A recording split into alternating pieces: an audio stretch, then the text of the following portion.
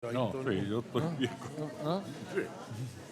No va a quedar nadie. ¿No? Sí, Bueno, ya se nos fue una buena cantidad. una buena cantidad. Es que hacer un break.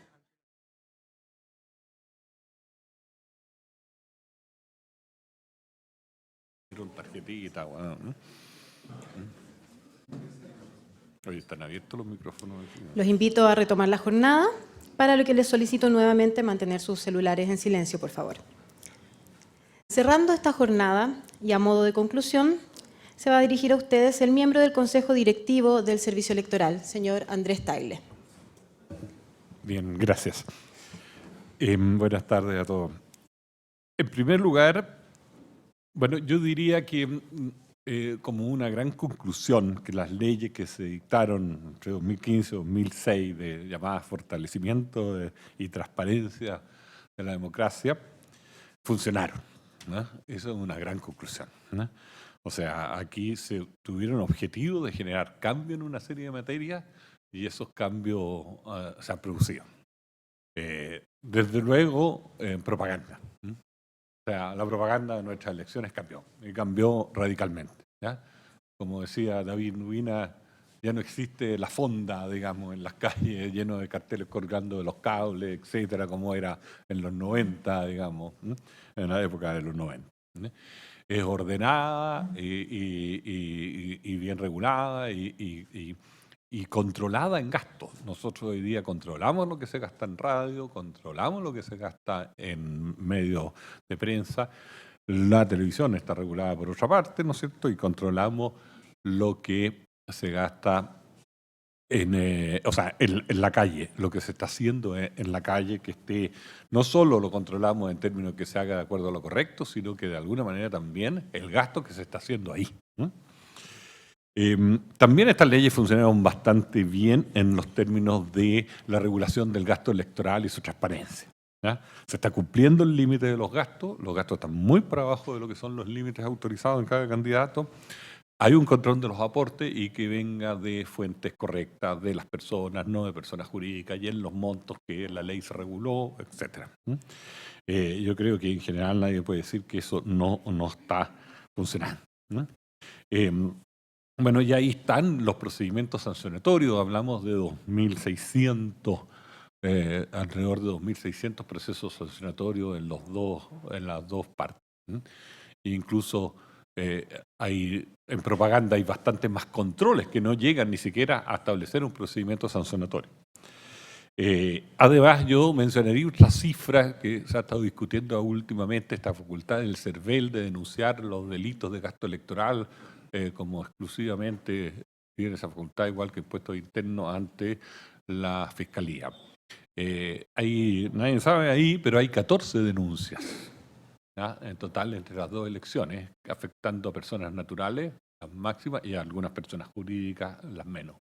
Pero hay 14 denuncias por delito de gasto fiscal hechas por CERVEL en esta facultad exclusiva a la Fiscalía. No es un número menor, digamos, para que la Fiscalía inicie las investigaciones. Incluso han habido hace poco unas formalizaciones al respecto. En el caso de partidos políticos, yo creo que ha funcionado, pero no todo el bien que uno quisiera. Yo creo que a los partidos se les pidió un cambio muy fuerte en términos de contabilidad, transparencia, elecciones internas, y ha ido difícil que funcione al tenor de la ley. Ley que quizás es un poquitito exagerada en llegar a muchos detalles, ¿ya? Pero también, digamos, han habido cambios importantes. Yo creo que estas leyes exageraron algunos aspectos, ¿no? Aquí Rina decía, los mismos partidos las aprobamos, por lo menos estaban los parlamentarios de ellos. Pero hay cosas que uno ve procedimientos demasiado exagerados. En elecciones internas, por ejemplo, está muy bien, se dice principios elementales de una democracia para una elección interna de un partido, como que el voto sea personal, sea secreto. Ojo que algunos están usando Internet y no está tan claro que Internet respete el voto personal y secreto, ¿ya? Pero también voto igualitario, informado, digamos, voluntario.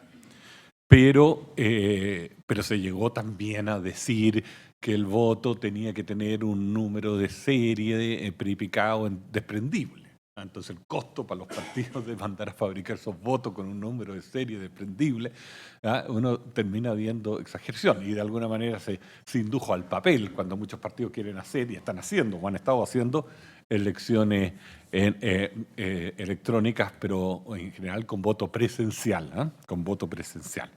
Ahora, ahí ha habido de todo.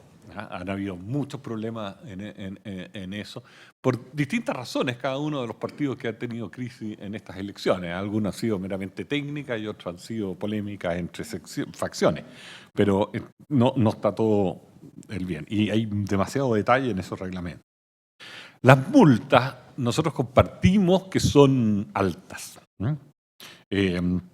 Esto de partir de 5 UF, incluso por defecto de cualquier otra sanción que no esté especificada en la ley, es una partida alta. Podría ser de 1 UF, incluso podría haber una sanción moral, porque como va candidato y muchas veces que están ejerciendo cargos públicos para los que fueron electos, podría ser la amonestación también en muchos casos, y ahí no se ha dejado la flexibilidad del CERVEL. Nosotros nos encontramos que de repente en cosas inmateriales hay faltas inmateriales que igual tenemos que pasar multas que son 50 veces más altas del problema materialmente que se infraccionó.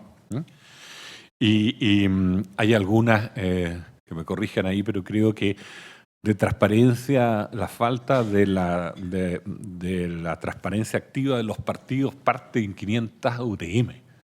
Parte en 500 UTM. Entonces uno dice, bueno, esta cuestión es demasiado al compararla con otras. Otras exageraciones en la parte contable, se estableció doble contabilidad. Ya teníamos dificultad con una contabilidad en los partidos, se puso doble contabilidad para el gasto público, llevar 2 contabilidades, cuentas separadas, cuentas corrientes. Son problemas, digamos, de burocracia mayores, y nosotros lo reconocemos, pero tenemos que hacer cumplir la ley, y esto quedó así. Ahora, nosotros hemos hecho en los últimos tiempos una sugerencia de cambios legales. De alguna manera, las mismas leyes del 2016, bueno, no sé si fue en el 2016 o 2017, estableció que teníamos que rendir cuenta al Parlamento sobre la aplicación de ella, y ahí salió una propuesta de cambio que se le hizo llegar al Ejecutivo. La semana pasada la presentamos en la Comisión de Gobierno de la Cámara de Diputados, nos falta el Senado. Y ahí hay varias sugerencias, y algunas con los temas que aquí se han tratado me gustaría mencionar. Desde luego, el problema de los afiliados no refichados, que tiene que ver con los padrones electorales de las elecciones y es conflicto para las elecciones. Mantenemos 600.000 afiliados que no acudieron al llamado de refichaje que se estableció en la ley y quedaron con esta figura de derecho suspendido que no está clara qué significa, ¿no? Incluso pueden votar o no pueden votar en las elecciones internas, está como a decisión de los propios tribunales supremos de los propios partidos. Yo creo que eso necesita una disposición que los lleve a independientes, en lo que nosotros siempre hemos sugerido de una vez por todas, ¿ya? Porque han tenido toda la oportunidad incluso de volverse a reafiliar en este periodo a pesar de que el plazo se había acabado. Eso no, obviamente no lo podemos entender como una cosa prohibida, ¿ya? Pero dando vueltas a 600.000 personas ahí que en el fondo no han manifestado, como estaban obligados en la ley, su voluntad de pertenecer al partido, no debería seguir hasta el fin de los tiempos en esta condición de suspendido. La segunda es el financiamiento público que aquí se tocó, y yo creo que es de las más importantes. Nosotros creemos que el sistema de aporte público a las campañas en una parte no está funcionando. Ese sistema tiene 2 patas, por así decir. La primera es un aporte a los partidos. Antes se llamaba anticipo, ahora no es anticipo porque es a todo evento en función de los votos de la elección anterior. Eso no tiene problema. Pero la segunda es un aporte post-campaña a los partidos y a los candidatos en función de su gasto y de los votos que obtuvieron en la elección. Y ahí tenemos serios problemas. Para que ese aporte se materialice especialmente para los candidatos, lo primero es que solo se materializa respecto de gastos, o sea, que fueron sujetos de crédito. Si no son sujetos de crédito, no tienen derecho a este aporte público, ¿no? Y el crédito lo tienen que tener de 2 formas, o bancario, con el endoso del aporte, digamos, que recibieran por los votos, o de los proveedores, como se dijo aquí, facturas pendientes de pago, es que el proveedor le dé un crédito, digamos, ¿no? Por tanto tiempo para pagar la factura, ¿no? En el fondo se tiene que endeudar con uno o con otro. El endeudarse con los bancos privados prácticamente no existe. Los bancos se han negado a participar en esa función, porque quieren verse lejos del financiamiento de las campañas. Incluso yo sé de acuerdos de directorio de banco de que por ningún motivo se hace un crédito de eso. Están dispuestos a darle un crédito normal a un candidato que sea su cliente, pero no con el endoso, fíjense, del aporte del voto, que puede ser una garantía para el banco. Eso lo quieren porque lo identifican como político. Y el Banco del Estado al comienzo también no lo quería hacer, digamos, y fue unas gestiones, no, pero fueron unas gestiones de Patricio Santamaría ante distintos organismos para que cambiara una interpretación legal de sus propios estatutos respecto de dar crédito. Entonces, ahí tenemos ya un problema. Además, el banco da si es sujeto de crédito, y es sujeto de crédito dependiendo de su patrimonio y de las garantías que puede dar para ese crédito, ¿ya? Y también, de alguna manera, una estimación de los votos que puede sacar, ¿ya? Entonces, ese es un problema. Y el segundo, de los proveedores, está el plazo que aquí se dijo. Hoy día, este pendiente de pago o este crédito a los proveedores dura 180 días, ¿no? Y además es muy pernicioso porque sospechamos que puede estar pagado por otra vía ese aporte, ¿ya? Y en el fondo alguien puede haberle garantizado al proveedor el pago o haberle pagado o por otra parte, pues ese pago no lo conocemos, puede venir de hasta una persona jurídica, etc. Incluso la figura está de que la persona rinde estas facturas pendientes de pago después de la campaña, entonces cuando ya sabe los votos. Entonces un candidato que gastó poco y tiene más aporte por voto de lo que gastó, puede a la larga inventar facturas. Algunas denuncias hemos hecho por eso, pero podría perfectamente inventar facturas pendientes de pago de algún proveedor, digamos, para recuperar esos fondos fiscales, digamos. Entonces, nosotros creemos que ese sistema no está funcionando. Y aquí se da una paradoja, porque lo que de este aporte por voto no se entrega a los candidatos, se entrega posteriormente a los partidos como remanente, que se llama. Y al final nosotros entregamos como más del 90% de esos fondos. Entonces tenemos todo un artilugio de deuda, crédito, etcétera, para al final terminar entregándole el resto de la plata a los partidos y el fisco gasta lo mismo. Entonces ahí, como aquí creemos que hay que pensar otro sistema y en general un sistema que anticipe los fondos, ¿ya? Y más bien que las facturas sean pendientes de pago, la exigencia de que las facturas estén pagadas el día de la elección. O sea, yo diría más estricto para que no haya ninguna cosa. Y en general funcionar más con los votos de las elecciones anteriores que las de la elección. En general, anticipar y hacer una cuenta con los partidos y poner una regla que los partidos distribuyan estos fondos a sus candidatos, por lo menos con algún mínimo, ¿no es cierto? Que no todo vaya para uno y nada para otro, sino que tengan una combina inteligente de libertad para privilegiar a algunos candidatos y un mínimo para no perjudicar a nadie. Yo creo que ese es un tema que necesita reforma, bueno, y así se lo hemos planteado al Ejecutivo y al Parlamento. Después, propaganda en redes sociales es una cosa que quedó muy pendiente en la legislación y yo creo que todo el futuro va a ser eso, ¿eh? Entonces, ahí al menos hay una sugerencia que de alguna manera nosotros hemos estado aplicando el criterio. Lo que se paga de propaganda en las redes sociales es gasto y debe ser rendido en las campañas, eso desde luego. Porque en las redes sociales hay dos cosas. Hay un candidato que tenga un Twitter y dé opiniones y tenga seguidores y haya unos diálogos gratuitos. Pero hay otra cosa muy distinta cuando yo le pago a Twitter para que mande un mensaje a toda una población o un segmento de población. Porque la otra gran complicación que tiene la propaganda en redes sociales es que es muy segmentada. Ahora, yo creo que el criterio que se hizo para radio y medios de prensa es perfectamente repetible con redes sociales. O sea, las redes sociales que se hacen propaganda pagada por los candidatos tienen que inscribir en el CERVEL tarifas, inscribirse en el CERVEL y publicar sus tarifas. Y ahí el poder de controlar es mucho mejor. Y eso se puede hacer si hoy día son medios de propaganda. Todas las empresas y el sector privado está haciendo propaganda en las redes sociales, ya hay tarifas que circulan, etc. Perfectamente se puede aplicar la misma norma de radio y televisión, porque si no vamos a tener ahí en el futuro, y uno lo ve en otros países, todas las campañas se van a volcar a 6.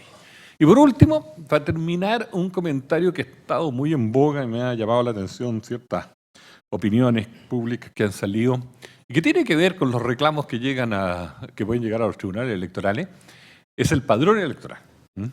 Aquí, a propósito de una información falsa de que se había filtrado desde el CERVEL, el padrón, que nunca ha habido una filtración, sino que simplemente es público y se publica 90 días antes de la elección, con 4 datos llamados personales, que es nombre, root, sexo y domicilio electoral. Es falso que se publique con edad y es falso que publiquemos datos de incapacidad, porque además el CERVEL ni siquiera los tiene, o sea, en su registro, digamos, así que eso es imposible. Pero si un padrón no se publica, primero no se puede reclamar. O sea, ¿quién va a reclamar? No, podría a lo mejor entregarse el dato a la propia persona si está o no está. Pero respecto de reclamar el padrón porque hay gente que está mal o está en direcciones equivocadas, es irreclamable, ¿ya? Y además carece de control ciudadano, nadie se ha dado cuenta de esto. O sea, un padrón secreto es una cosa muy grave en una democracia. ¿Quién lo revisa? ¿Cómo se revisa? ¿Cuándo se revisa? Yo no digo que hoy día cualquier ciudadano lo revise, pero hay ONG, hay partidos políticos, hay medios de prensa, etcétera, que tienen la posibilidad de hacer esas revisiones. Incluso parcialmente, se revisa algunas comunas, se compara con los habitantes, etc. Yo defiendo la publicidad del padrón y defiendo el control ciudadano que eso significa. La alternativa es por resguardar unos pocos datos personales, y yo considero que, claro, hay 2 valores en juego, sin duda, que no haya control ciudadano sobre quienes pueden votar, es un vacío demasiado grave, en mi opinión. Además, hay que mencionar que estos padrones está prohibido el comercio de los datos, y hoy día el domicilio electoral ya no le interesa a nadie. Nadie hace publicidad mandando cartas a los domicilios. Hoy día la publicidad se hace por internet, como todos ustedes les pueden contar. O sea, ese vehículo ya pasó a ser una cosa inútil. Yo no sé si a ustedes le llegan correspondencia de publicidad. No llegan. Así que termino con esto. Y me lleva una serie de sugerencias que se hicieron al CERVEL, especialmente en la última intervención, que son antecedentes que vamos a tener en consideración. Y quizás me faltaba un punto. Todos hemos tenido que aprender con estas leyes, ¿no? O sea, estas leyes implicó un montón de desafíos a los partidos políticos, pero también a nosotros, de sacar adelante, echarla a andar, implementarlas por primera vez, aprender de su primera implementación, corregir para las nuevas implementaciones posteriores, etc. Entonces, es un esfuerzo conjunto y tengan la convicción de que tenemos la disposición de corregir lo que se puede haber obrado mal. Muchas gracias.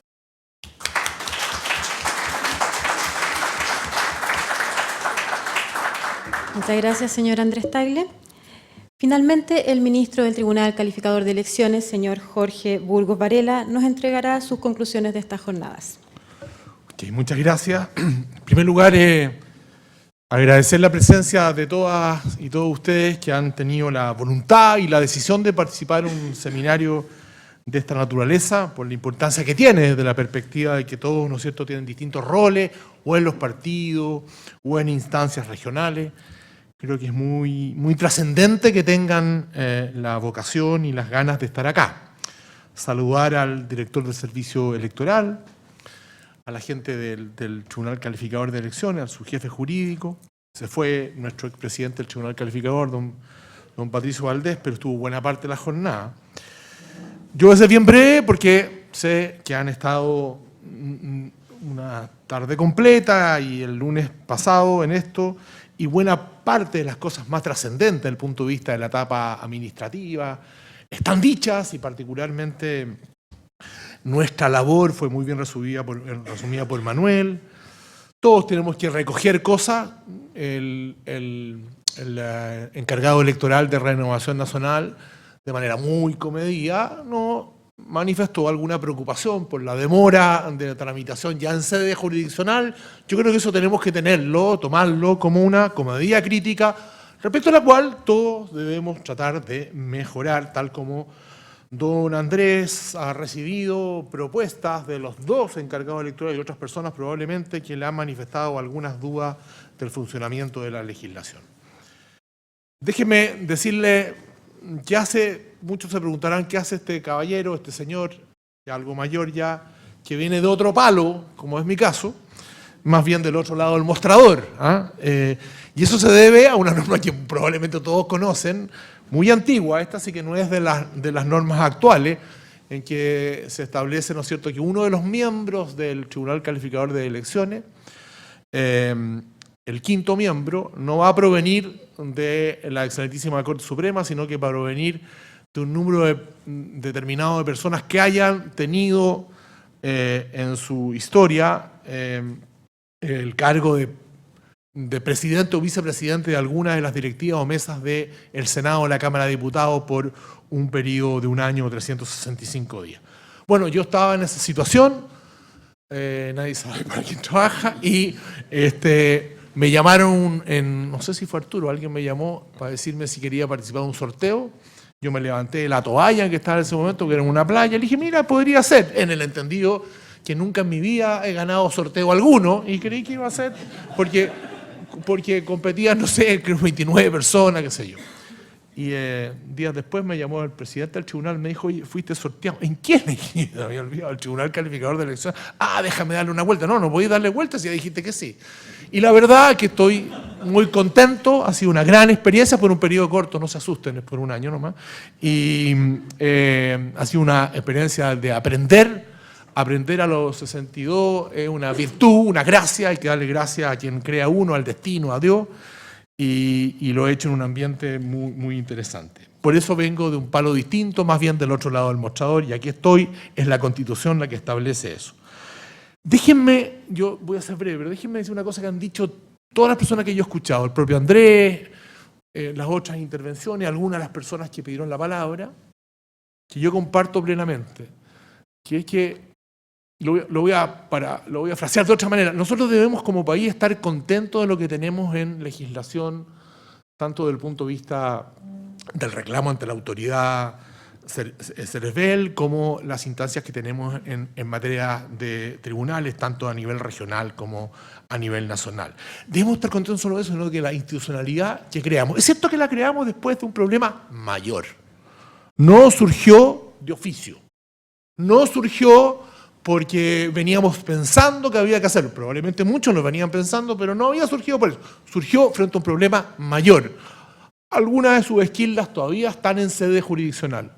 Pero fue bueno, habla bien de un país cuando es capaz de ponerse de acuerdo. Digamos las cosas como son, ponerse de acuerdo primero en una instancia transversal, comisión Engel o comisión convocada por la presidenta en ese momento, como se quiera llamar, que creó condiciones muy interesantes. Es cierto que participaron gente vinculada a los partidos y la Cámara de Diputados y el Senado tuvo la virtud de tramitarlo rápidamente. Algunos dicen que justamente esa urgencia evitó un debate más ríspido, más farragoso. En lo concreto es que eso fue bueno para el país, bueno para la institucionalidad, esta reforma 2016-2017. Como toda reforma, es bueno echarle una mirada. Tanto respecto de aquellas cuestiones que han funcionado no idealmente o se convierten en burocráticas sin romper, como alguien decía, el centro de la legislación, que es la mayor transparencia, ¿no es cierto?, la mayor accountability, cuenta pública, y también tomar aquellas cuestiones que por anga o por manga no se legislaron, el tema de las redes sociales y algunos otros vacíos que puedan existir. Miren, yo no estaba en Patricio, pero quería contarles que junto con don Patricio, en su condición de ex presidente del Tribunal Calificador y yo, actual miembro, fuimos invitados, ni como observadores ni como veedores, simplemente invitados al proceso de las primarias abiertas, obligatorias y simultáneas de nuestro vecino Argentina. Yo llegué el lunes en la tarde. No voy a hacer ninguna, se me van las manos para hablar de las consecuencias políticas, porque me he dedicado toda la vida a eso, pero no es el rol que tengo acá, así que no me mires con miedo, Carmen Gloria, no me voy a meter en el tema, aunque con ganas lo haría. Pero déjeme decirle, mire, Argentina es un país que tiene una institucionalidad jurídica, a lo menos desde el punto de vista teórico, bien notable. Si uno quiere buscar buenos penalistas que hayan escrito buenas cosas del derecho penal, tiene que buscarlo en Argentina. Puede gustarle o no, hay garantistas excesivos, menos garantistas, Zaffaroni, más antiguo Soler, los que uno quiera. Si quiere buscar buenos civilistas o comercialistas, hay que buscarlos en Argentina. No es la única parte, pero ahí hay mucha masa crítica. Los que se han dedicado a la profesión saben perfectamente que lo que estoy hablando tiene sentido. Pero muchas veces esa capacidad doctrinaria no se vuelca o se vuelca y no se cumple. Lo importante es tener una legislación al día como la nuestra, más allá de las perfecciones. Nosotros fuimos testigos que una cuestión que la tuvimos en Chile nosotros y que en general no funcionó mal. Tuvo algunos momentos de problemas, pero fueron intuitivas las personas que entendieron que había que modificar eso. Y fue de gente de todos lados. Esta no es la reforma del 2016, sino que de 2010. Me refiero a el nuevo servicio electoral, el carácter más autónomo, constitucional, el encargado de entregar los resultados provisorios. En Argentina sigue usándose la misma fórmula que ocupamos durante años nosotros, que era el Ministerio del Interior el que se encargaba de eso. Allá sigue siendo lo mismo. Bueno, eso tiene una problemática que a nosotros nos tocó vivir una tensión, un Ministerio del Interior, representante de un gobierno que le había ido muy mal en las elecciones, muy mal. Demoró la entrega de cómputos 3-4 horas. 3-4 horas de mucha tensión. A mí me tocó estar en el momento de la tensión en el centro oficial de cómputo. Hasta que a las 11 de la noche sale el ministro del Interior, un tipo formidable, pero sale, anda a saber las razones y entrega los cómputos de un 60% de los votos sin ninguna explicación. Una explicación es que una jueza por ahí había dicho que con menos de 10, pero era una definición política. Se da incluso lo increíble que un presidente de la República, en forma democráticamente elegido, se dirige primero a los ciudadanos diciendo que ha sido derrotado, sin que sepan los ciudadanos si había sido derrotado o no, porque los cómputos no habían sido entregados.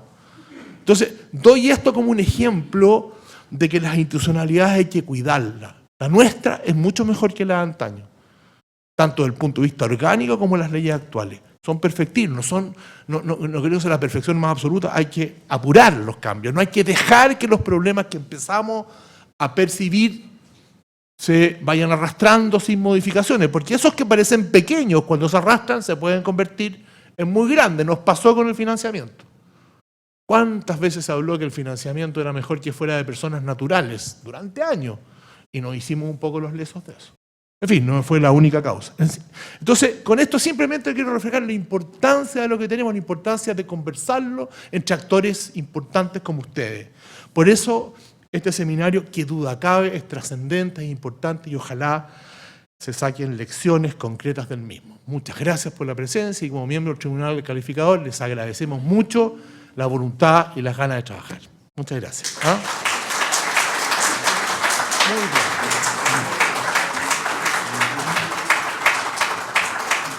Muchas gracias, señor Jorge Burgos.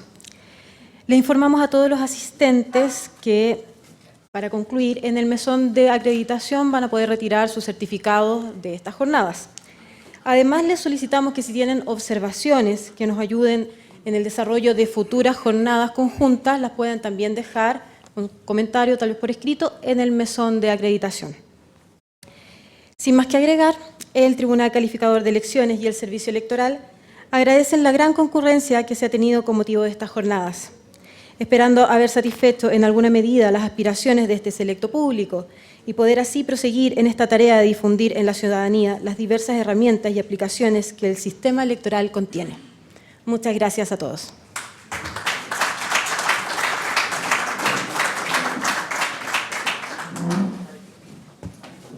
Muy bien.